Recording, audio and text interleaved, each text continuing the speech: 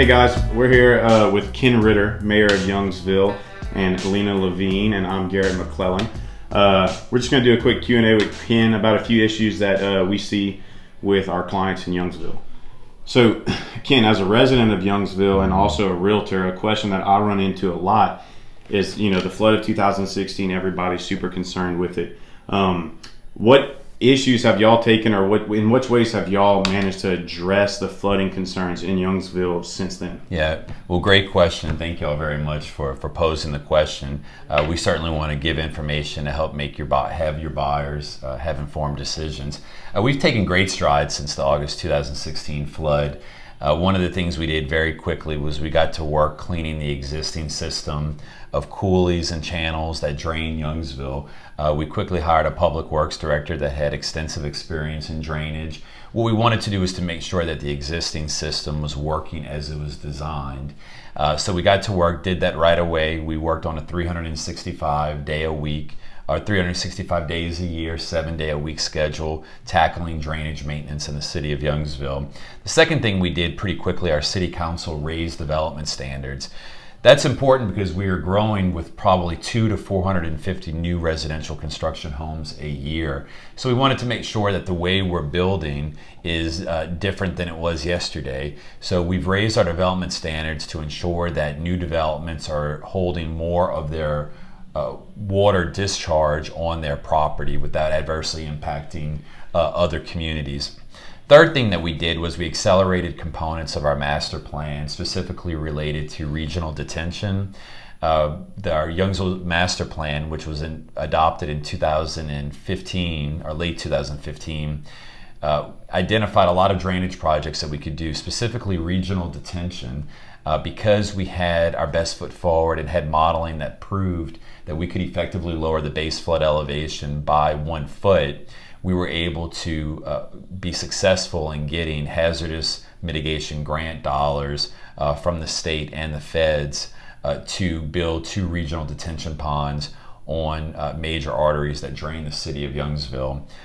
So once those are implemented, those will be able to take a lot of the rainwater that comes through the city as the coulees rise. So we are in the design phase of those 2 ponds today. And then the fourth thing that we did, we looked at the pockets of area that had the greatest impact from flood damage.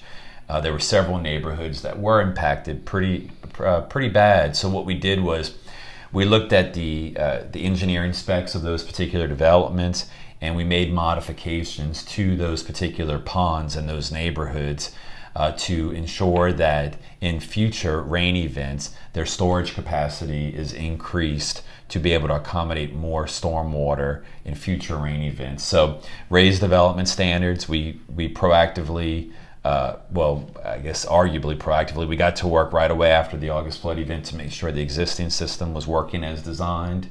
We did a concentration of projects in the areas that had the most significant flood damage. And then we accelerated the opportunities for funding that existed with the federal grant dollars that came in to implement components of our master plan sooner than we expected. Awesome. So someone today moving into the city of Youngsville should have full confidence that it was a very significant rain event in August 2016, but despite it being a significant rain event, we didn't want to take that lightly nor use that as an excuse. We wanted to make sure that our best foot was forward in future rain events. So while there may be a lot we can't do to anticipate those 100 or 1,000-year storm events, or 500 or 1,000-year storm events, what we can do is give our residents greater confidence in the smaller, high-intensity rain events that we seem to be having more often. Yeah. So, and if y'all, I'm sure y'all have seen, even from what y'all done up until now, even though y'all haven't reached your ultimate goal, in the normal rainy days that we have, the drainage is improved and water's draining much quicker than it was before the flood. Absolutely. Those residents, our residents that live in Youngsville today, are aware of the work that we've done.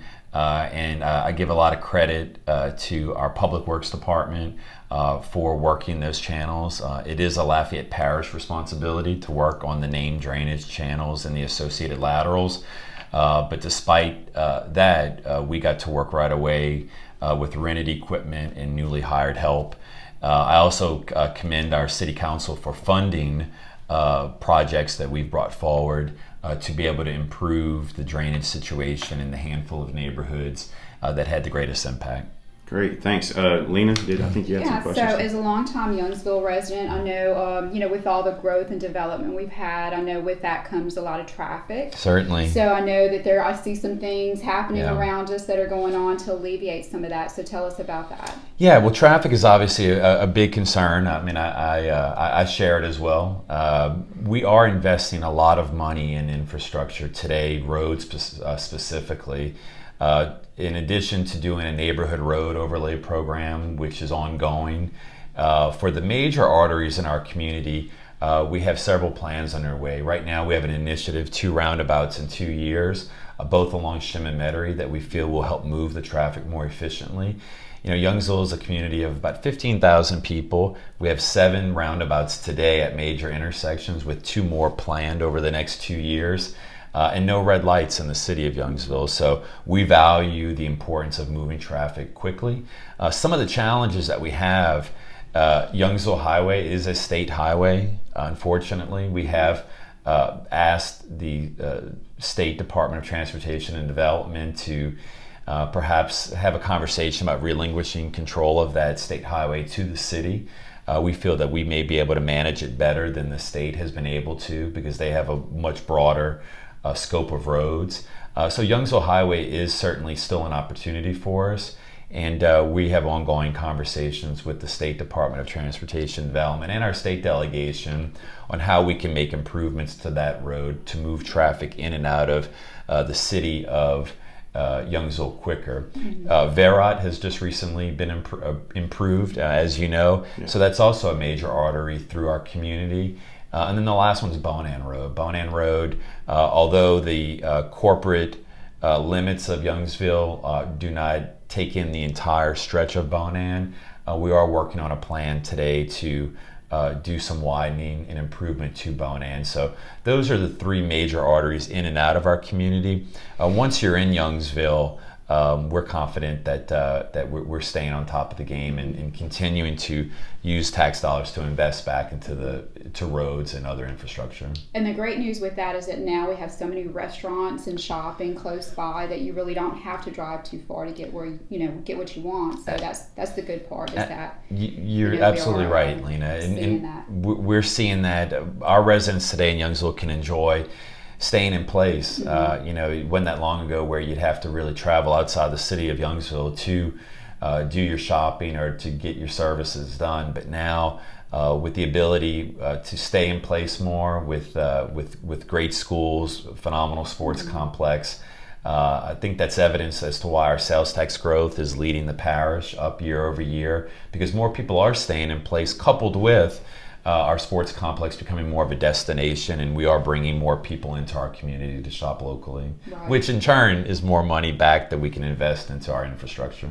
Awesome. Yeah, you brought up something important, is the schools here, and I think that's been a really hot topic here lately for a lot of people that live in the area. So I know that was something that we wanted to ask about, is what is happening with that, with Southside High and there's a lot of positives with the school, bringing people here as well, but also you see in Facebook or the news and stuff, people talking about the other issues with the school too. Yeah, I'm sure you have some input on that as well. We certainly, with growth, becomes some challenges, some opportunities. When we talk to people about why they moved to Youngsville, one of the primary reasons we hear is because of the quality of the education system. Our schools have always been A and B rated. We have a phenomenal charter school. We also have a great private school, Ascension Episcopal High School in Youngsville.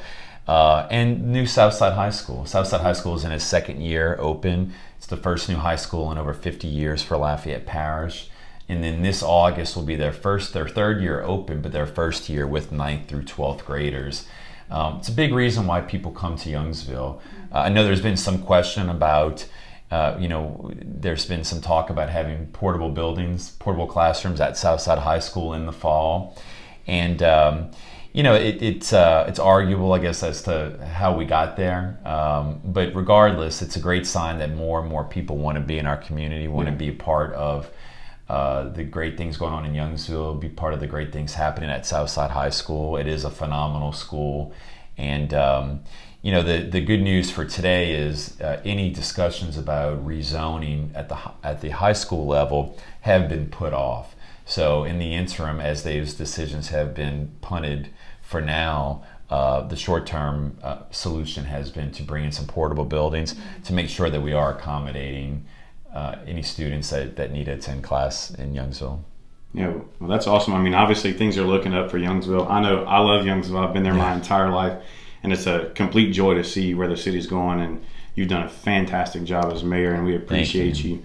Thank you so much for coming in, and for everybody out there. You got to hear it from the mayor. So thank y'all, and I don't know if Lene has anything else to say, but we appreciate y'all's time. And your time, Ken. Well, it's certainly my pleasure. Thank y'all for what you do. I consider your team salespeople for our community. So any assistance that anyone needs, questions, if you're choosing between Youngsville and another community, speak to your realtor and find out why Youngsville may be the right choice for you. We're fortunate to have a great leadership team and a great blend of property owners, developers, excellent schools, low crime, and a great emphasis on recreation. So we'd love to have you in Youngsville. Thank y'all. Thank you.